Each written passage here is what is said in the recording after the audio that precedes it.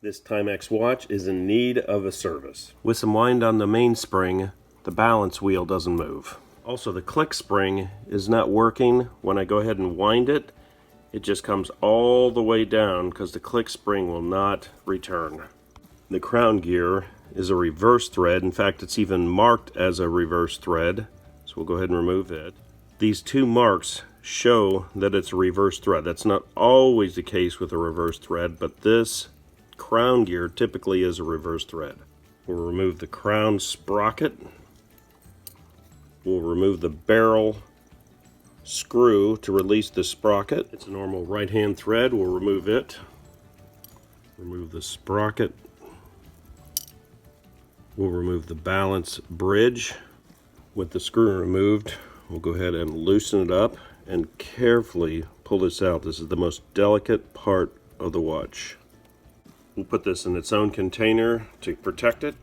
Remove the hands.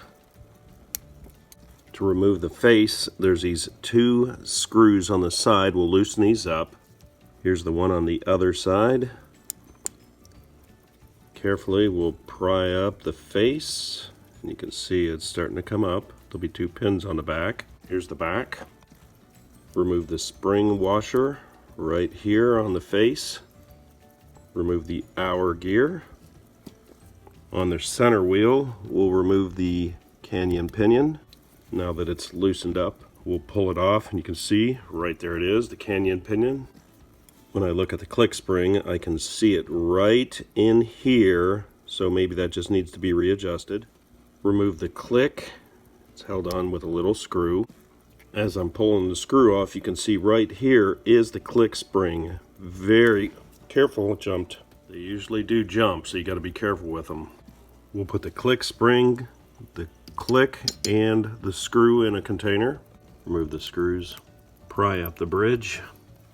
Place all the screws and the bridge in a container. Remove the train bridge with all the gears in it. Remove the two screws in the bridge. Remove the wheel train bridge. Here's the center wheel. On the other end of that is where the canyon pinion goes. The third wheel is already on the bridge here. We'll remove the escapement. Pull the barrel with the spring, with the main spring in it. Remove the pallet fork bridge. Take out the pallet fork bridge. On the back, we've got the keyless works. Remove the screws to pull out the yoke. Remove the yoke. We've got to be really careful of that yoke spring. It'll fly out of there. Cover it with our finger and push it out. And there it is. It didn't fly across the room. Remove the transfer gears. Remove the lever for the winding. The screw to remove the crown is in pretty bad shape, so we're going to have to do some special care with it. The screw that holds the crown in is completely stuck, so this is as far as we can go. Soak it in oil and just keep trying. That's how I dismantled this 17 jewel Timex watch.